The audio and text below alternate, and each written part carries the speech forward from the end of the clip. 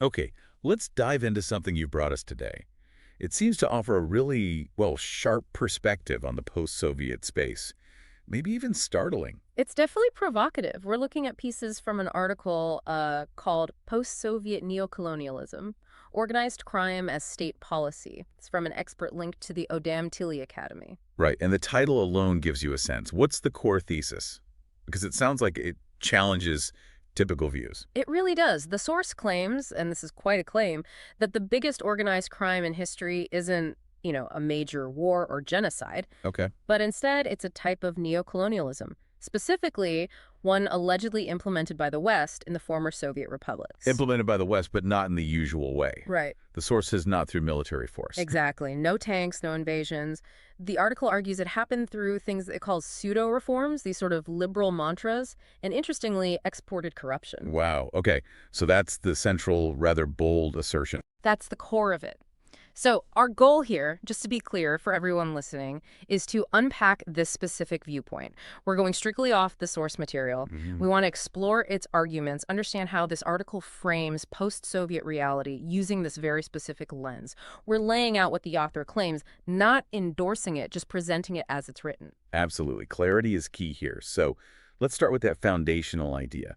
The source argues post-Soviet development wasn't just, say, bad luck or failed policies. No, not at all accidental, according to this perspective. It's framed here as something deliberate, strategic even, an organized crime.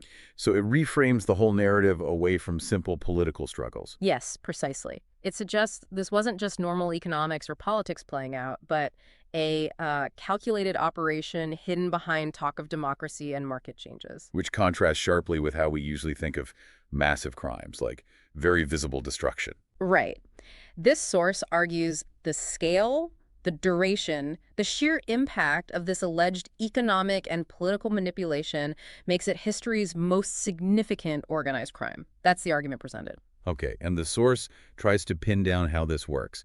It introduces a specific formula, I believe, attributed to a Dr. Mahmudjon Kuchkarov. Yes, it does. And this formula, as the article puts it, is starkly simple. Theft is more profitable than production. Theft is more profitable than production. That's quite a statement. It is. And the source argues this wasn't just some cynical observation. It claims this formula became, and this is their term, the new state meaning for the elites running these countries. The new state meaning. What does the source say that looked like on the ground, practically speaking? Well, the article argues this principle shaped everything. How state budgets were allocated, who got powerful jobs, even these so-called development strategies that, mostly existed on paper. So even things that look like progress were potentially part of this. That's the claim. It even mentions the creation of pseudo-universities and fiction factories. Institutions, the source suggests, designed not for real growth or knowledge, but to uphold this system. Okay, so if the whole structure is supposedly built on prioritizing theft, you have to ask, how does that sustain itself? Why wouldn't it just collapse? What's the source's explanation? That's a really critical point the source gets into. It argues this formula sticks around because while it's, quote, deadly for the population, it's incredibly beneficial and, well, self-perpetuating for the ruling elite. Right. And it contrasts how production works versus how this theft model works from their perspective. It does draw a sharp contrast. Production, the source notes, takes time, it needs skills, knowledge, you have to compete. Yeah, the usual economic realities. But the theft in this model described by the source is instant. It's protected by powerful connections. And, crucially, it gets legalized through laws created by the very people benefiting from it. Pseudo-laws, the article calls them. So the system protects itself. That's the argument. And then the source poses, well, a very direct question based on that contrast. Which is? It basically asks you to think, which model looks better if your main goal is just getting and keeping power easily, production, with all its difficulties, or this theft model? And the source implies the answer is obvious from the elite's perspective. From the viewpoint presented in the article, yes.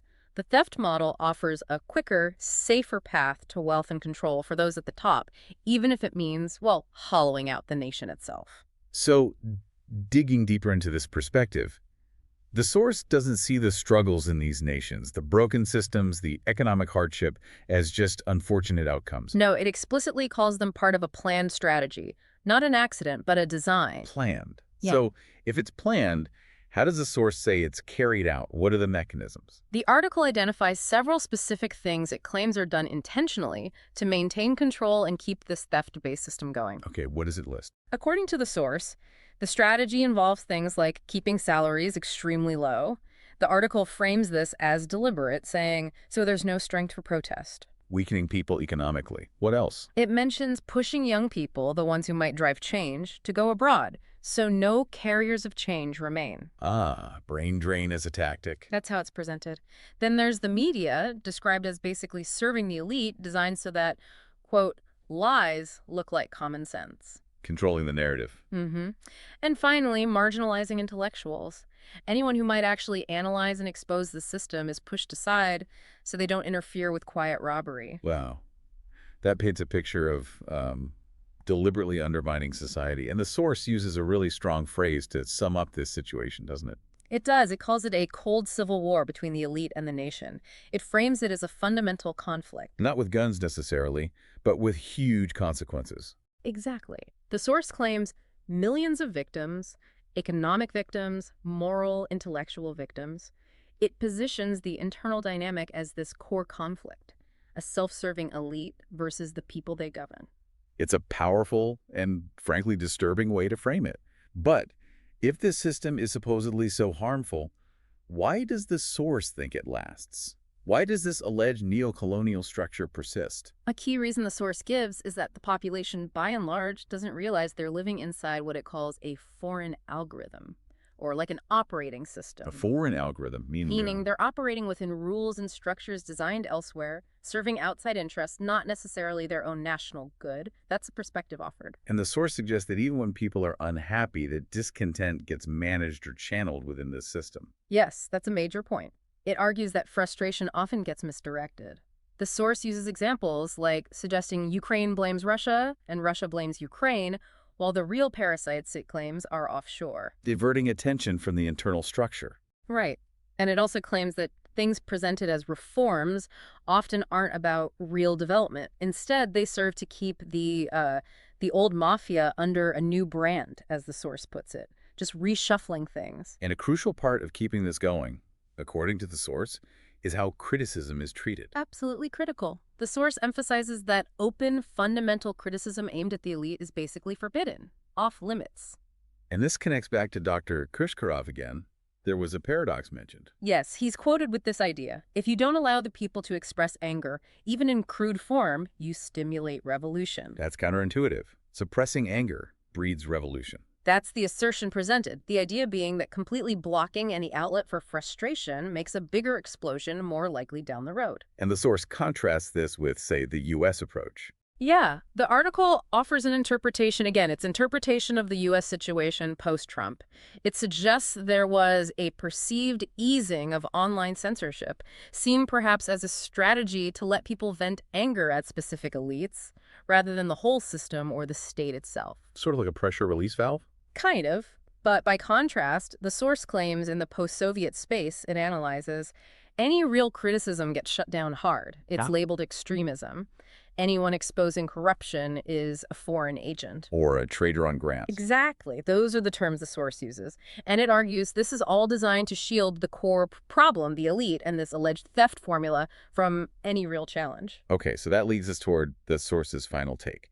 How does it ultimately characterize this post-Soviet space it's describing? The source concludes pretty bluntly. It says these places aren't really young democracies. That's the wrong label, according to this article. What label does it use instead? It calls them digital reservations. Digital reservations. What does that imply? It implies places where these neo-colonial algorithms operate behind a mask of patriotism, where reforms are just projects funded by foreign grants, not organic change, and where the nation's actual future is essentially pawned to foreign banks. A very bleak assessment. Mm-hmm. And the article ends with a final warning, right? A kind of call to realization. Yes. It states very clearly from its perspective that nothing fundamental will change until the people themselves recognize the underlying formula the author believes is at play. Which is? That robbery is politics, not accident. The source presents grasping this idea as the essential first step to understanding and maybe eventually changing their reality. Well, we've certainly unpacked a specific and I think it's fair to say challenging viewpoint today. This whole idea of organized crime and state policy. achieved through economic control rather than force. Definitely a deep dive into one particular interpretation.